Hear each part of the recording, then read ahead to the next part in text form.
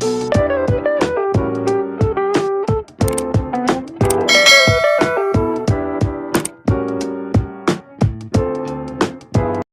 itu sedang mimpi basah. Dia terbangun tiba-tiba. Air kencingnya mengalir ke mulut ibunya. Anak itu melepas pakaiannya, membersihkan noda air, kemudian menyembunyikan pakaian di wajan. Jadi tidak ada yang tahu dia sedang mimpi basah. Benar-benar anak yang pintar. Namun, keesokan paginya, saat ibunya ingin memasak, anak yang nakal, siapa yang menyuruhmu menyembunyikan benda ini di dalam wajan? Benar, ini adalah sepasang anak nakal. Orang lain memanggil mereka saudara telur burung. Mengapa memberikan nama itu? Karena mereka mencuri telur dari burung setiap hari. Ketika makan siang, saat ibunya tidak memperhatikan, sang kakak mengambil beras dan menyembunyikannya di saku. Kemudian, keduanya pergi ke tanah kosong. Biji nasi ditaburkan di atas meja. Kemudian berteriak seperti gagak. Lihat, bukankah itu terpancing? Gagak sudah turun, maka sarang akan kosong. Anak itu memanjat ke atas pohon, kemudian mengambil telur. Anda satu, saya satu. Tinggalkan satu lagi untuk Gagak. Mereka memakannya dengan nikmat. Gagak berani marah dan tidak berani berbicara. Aku akan menjaga sarangku dengan baik. Keduanya sering naik ke atas pohon itu. Alasan mereka melakukan itu, karena keluarganya sangat miskin, sehingga terpaksa untuk memakan telur burung untuk melengkapi nutrisi. Mereka tinggal di daerah kumuh. Ayahnya baru saja dipenjara. Ibu melakukan pekerjaan kecil. Di rumah masih ada seorang nenek. Kedua anak sudah putus sekolah sejak awal. Tiap hari berkeliaran di sekitar rel untuk mendapatkan batu bara yang jatuh dari kereta, kemudian dijual untuk membantu keluarga. Sampai di usia ini, makanan yang paling enak yang pernah dimakan mungkin adalah telur gagak. Hingga hari ini, sekelompok pekerja di tanah kosong itu, pohon besar ditumbangkan. Mereka sangat tertekan, karena mereka tidak bisa makan telur gagak lagi. Tanah kosong dibangun sebuah toko. Segera, restoran pizza dibuka di sana. Pada hari pembukaan, semua anak-anak datang untuk menonton. Balon, karpet merah, bunga, kamera, bintang besar datang untuk memotong pita pembukaan.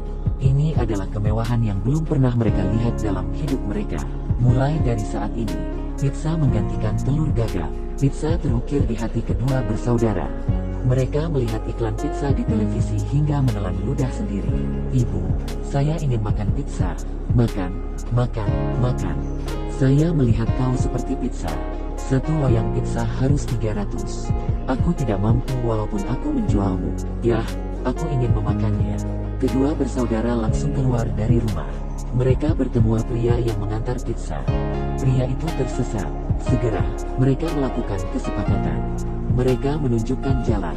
Pria itu harus membiarkan mereka melihat pizza. Pada pandangan ini, sudah masuk dalam hatinya. Warna-warna cerah dengan aroma keju yang kuat. Keduanya terpikat olehnya. Ah, sangat harum. Pria itu setelah melihat kelakuan ini, segera kabur dari mereka. Dia hanya menyisakan satu selebaran pizza. Mereka membawanya pulang rumah. Neneknya melihatnya. Bukannya hanya seloyang kue. Lihat aku. Dia langsung beraksi. Kedua saudara pergi untuk membeli bahan-bahan. Neneknya mulai membuat kue. Dia membuatnya seperti foto pizza. Segera, kuenya sudah jadi. Baunya sepertinya berbeda, dan tidak bisa ditarik. Kemudian mereka mencobanya. Sangat tidak enak. Mereka merasa ditipu. Untuk mencapai keinginan mereka, mereka memutuskan menghemat uang untuk membeli pizza. Tapi dengan memungut batu bara, sebulan tidak sampai 300. Keduanya meminta bantuan paman yang bekerja di stasiun kereta api. Paman melihatnya. Anak-anak sangat polos. Kemudian dia membawa mereka ke tempat rahasia. Di sini, ada tumpukan batu bara yang kecil. Keduanya sangat senang. Mereka membawa satu goni. Jika goni tidak muat maka letak di saku. Setelah semua dijual, akhirnya mereka mengumpulkan 300 rupiah. Pizza sudah ada di depan mata. Tapi saat mereka di depan toko, mereka dihentikan oleh satpam. Orang miskin masih ingin pizza. Pergi. Karena identitasnya yang miskin, mereka tidak diizinkan memasuki toko. Restoran pizza sangat mewah dan tinggi, tapi mereka kelihatan kotor. Kedua bersaudara pergi dengan kecewa, tapi mereka tidak menyerah. Setelah Setelah bertanya ke paman, keduanya mengerti sebuah kebenaran. Identitas itu bergantung pada pakaian. Dengan menggunakan pakaian kotor, tentu saja orang lain tahu kalian adalah anak-anak kumuh. Bagaimana jika kalian memakai pakaian baru? Keduanya telah belajar untuk makan pizza. Mereka memutuskan untuk mengumpulkan uang lagi untuk memberi baju baru. Bagaimana mereka bisa menghasilkan uang? Mereka terpikir sebuah metode lama, memungut ponsel. Anak ini memegang tongkat kayu dan berdiri di rel kereta, terus mengawasi kereta di depannya. Apa yang dia lakukan? Ternyata dia ingin memungut ponsel. Anak-anak India di daerah kumuh, mereka tidak pernah membeli ponsel. Mereka memungutnya dari kereta. Satu kali pukulan, ponsel didapatkan. Kelinci kecil, jangan biarkan aku menangkapmu. Bye-bye. Demi membeli pakaian baru agar bisa makan pizza. Kedua bersaudara juga mengambil jalan ini. Tapi, karena terlalu baik, dia tidak bisa melakukannya. Terpaksa mencari cara lain untuk menghasilkan uang. Mereka menarik gerobak, ingin menjadi pengemudi untuk membawa orang mabuk pulang. Tidak disangka kualitas gerobak tidak memenuhi syarat. Gerobaknya hancur saat diduduki. Tak berdaya, mereka terpikir untuk mencuri penutup sumur. Tak disangka, mereka tidak mampu mengangkatnya. Gagal lagi. Pada akhirnya, tidak ada cara lain. Kakak, mari kita jual anjing ini. Sebelumnya, anjing anak kaya dibeli dengan harga 25.000. Rencana yang bagus. Kedua bersaudara mengendong anjing kecil dan pergi ke jalanan. Paman, apakah Anda ingin membeli anjing? Berapa? Ini murah, 25.000. Apa? Pergi. Gagal menjual anjing. Tampaknya mereka harus menggunakan cara yang sederhana. Mereka pergi menempelkan iklan dan membagikan selebaran, dan juga membantu orang lain memindahkan air. Walaupun sangat capek, tapi saat mereka menerima gaji, mereka sangat senang. Akhirnya, setelah kerja kerasnya, mereka berhasil mengumpulkan uang untuk membeli pakaian. Tapi melihat bangunan yang mewah ini, mereka mundur. Wow, mereka tidak akan pernah membiarkan kita masuk. Keduanya duduk di tepi jalan dengan wajah sedih. Apa yang harus saya lakukan? Saat itu juga, dari mal keluar sepasang ayah dan anak yang kaya. Mereka baru saja membeli pakaian baru. Sang anak ingin makan skon di tepi jalan, tapi ayahnya merasa tidak higienis dan tidak boleh dimakan. Pada saat itu, ayahnya memegang sakunya. Ada barang yang terlupakan di dalam mal. Dia segera masuk untuk mengambilnya. Melihatlah keinginan mereka untuk makan skon, kedua saudara memiliki rencana. Dia memutuskan membeli pakaian baru mereka. Mantap, ini brand besar. Kedua bersaudara mengenakan pakaian baru mereka. Teman-teman mereka sangat iri. Mereka berjalan dengan bangga ke restoran pizza, tapi mereka bertelanjang kaki, sehingga mengekspos kenyataan bahwa mereka orang miskin. Satpam menghentikan mereka berdua lagi. Pada saat itu, manajer keluar. Melihat kedua anak itu lagi, sebuah tamparan mendarat di pipi mereka. Tamparan ini dipukul di wajah. Itu menghancurkan harga diri anak itu.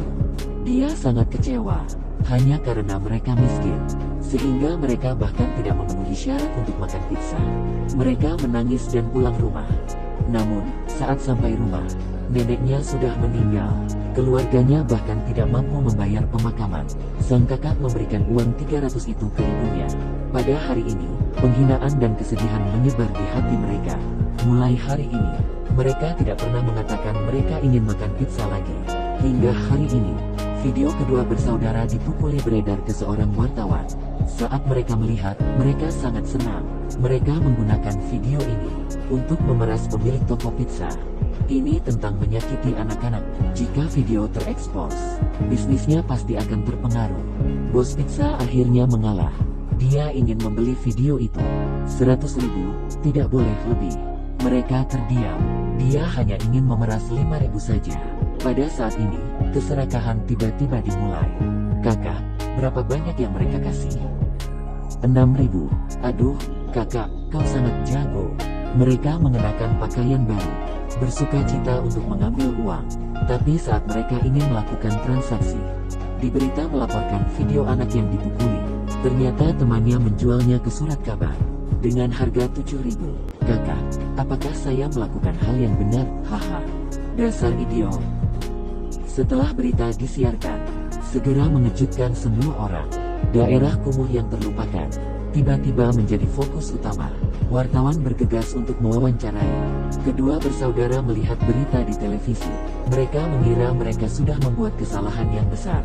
Mereka segera bersembunyi. Ibunya baru mengetahui bahwa anaknya telah dipukuli.